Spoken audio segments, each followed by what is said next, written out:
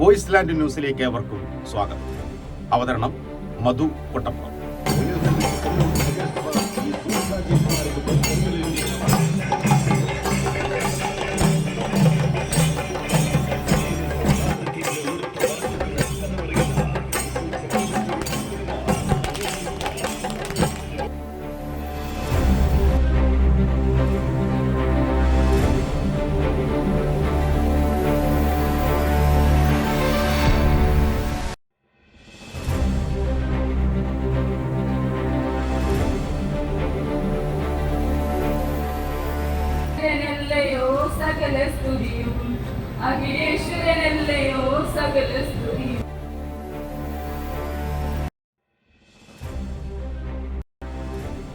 കൊണ്ടോട്ടി നിയോജകമണ്ഡലം MLA Shri TV Ibrahim അധ്യക്ഷത വഹിച്ച പ്രൗഢഗംഭീരമായ ചടങ്ങിൽ കേരള നിയമസഭാ സ്പീക്കർ ബഹുമാനപ്പെട്ട MN ഷംസീർ ഉദ്ഘാടനം നിർവഹിച്ചു.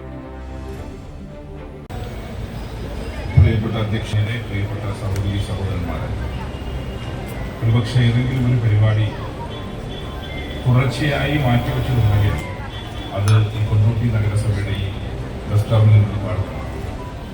ഒരുപാട് തവണ മാറ്റി വെച്ചു. ഒരു തവണ എൻ്റെ അസൗകര്യം കൊണ്ട് മാറ്റി, രണ്ടാം തവണ ഞങ്ങളെപ്പോലുള്ള പൊതുപ്രവർത്തകർക്ക് ഒരു കാരണവശാലും ഒഴിവ് കൊടുക്കാൻ സാധിക്കാത്തതിന് കാരണം എന്ന് പറഞ്ഞാൽ മാറ്റേണ്ടി ഒരു മറ്റൊന്നുമല്ല, നിങ്ങളുടെ ചെയർപേഴ്സൻ്റെ പരീക്ഷയാണ്, അതുകൊണ്ട് മാറ്റണം ആവശ്യപ്പെട്ടുകൊണ്ട് മാറ്റി. പിന്നീട് വീണ്ടും എൻ്റെ അസൗകര്യം ഒന്ന് മാറ്റി. യഥാർത്ഥത്തിൽ ഏതെങ്കിലും ഒരു MLAക്ക് നിരന്തരം സ്പീക്കറെ വന്നൊരു പരിപാടി മാറ്റി ഡേറ്റ് ചോദിക്കേണ്ടി വന്നെങ്കിൽ അത് ഈ ടെർമിനലിൻ്റെ ഉദ്ഘാടനമാണ്. അതുകൊണ്ടാണ് ഈ പരിപാടി നിർബന്ധമായും പങ്കെടുക്കാൻ ഞാൻ അനുവദിക്കപ്പെട്ടത്. ഇവിടെ ബഹുമാനപ്പെട്ട MLA, കൊണ്ടോട്ടിയുടെ പ്രിയപ്പെട്ട MLA, അദ്ദേഹവും ഞാനും ഒന്നിച്ച് 14ാം നിയമസഭയാണ് വരുന്നത്. ഞാനും അദ്ദേഹവും ഹമീദ് മാസ്റ്റർ, ഞങ്ങൾക്ക് തൊട്ട് മുമ്പിലാണ് ഉബൈദുള്ള ഉൾപ്പെടെയുള്ള ആളുകൾ.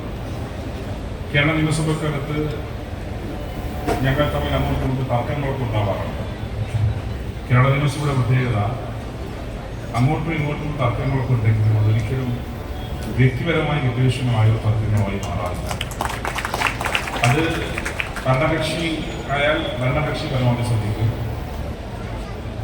പ്രതിപക്ഷം അറിയുന്ന മറ്റൊരു കൊണ്ടോട്ടി മഹ്മൂദ് ഹാജി, അദ്ദേഹം ഞങ്ങൾ SFIയുടെ നേതാക്കന്മാരായി പ്രവർത്തകരായി ട്രെയിനിൽ പോകുമ്പോൾ സ്ഥിരമായി ഞങ്ങൾ പരിചയപ്പെടുന്ന മുഖമാണ് മഹ്മൂദ് ഹാജിയുടെ.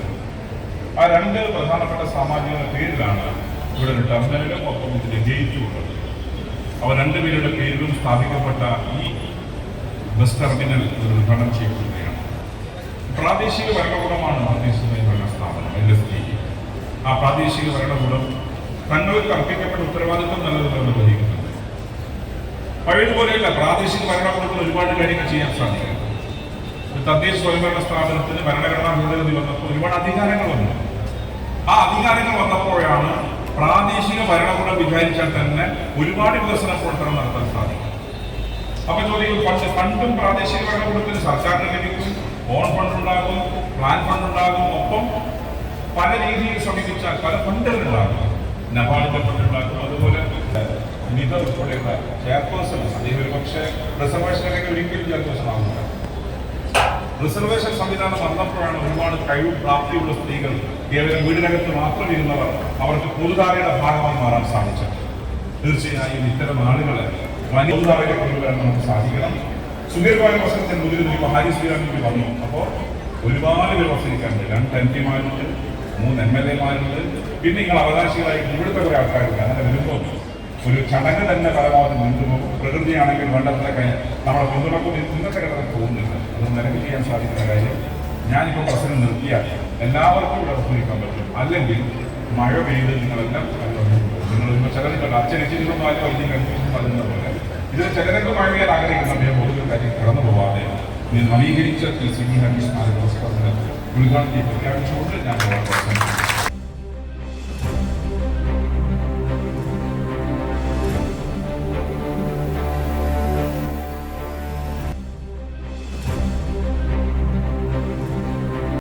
തൊട്ടടുത്ത ജില്ലകളിലേക്കും അയൽ സംസ്ഥാനങ്ങളിലേക്കുമായി കഴിഞ്ഞ 3.5 പതിറ്റാണ്ടുകാലം കൊണ്ടോട്ടി നഗരത്തിൽ യാത്രാ സൗകര്യങ്ങൾക്ക് ആസ്ഥാനമായി പ്രവർത്തിക്കുന്ന കൊണ്ടോട്ടി ബസ് സ്റ്റാൻഡ് സർവ്വ സൗകര്യങ്ങളും ഏർപ്പെടുത്തി കൊണ്ടോട്ടി നഗരസഭ പ്രൗഢോജ്വലമായ കെ മുഹമ്മദുള്ളി ഹാജി സ്മാരക കവാടവും പി സീതി ഹാജി സ്മാരക ബസ് ടെർമിനൽ കാലാനുസൃതമായ മാറ്റങ്ങളിലൂടെ യാത്രക്കാർക്കായി സമർപ്പിച്ചു. സ്ത്രീകൾക്കും പുരുഷന്മാർക്കും പ്രത്യേകം വിശ്രമ കേന്ദ്രങ്ങളും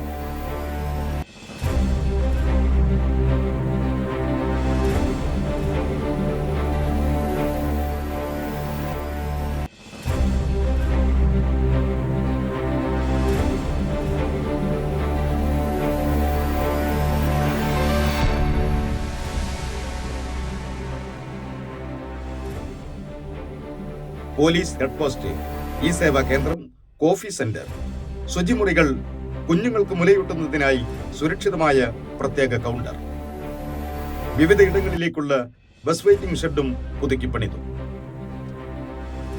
അടുത്ത വാർത്തകളുമായി നമുക്ക് വീണ്ടും കാണാം. നന്ദി, നമസ്കാരം. Voice land.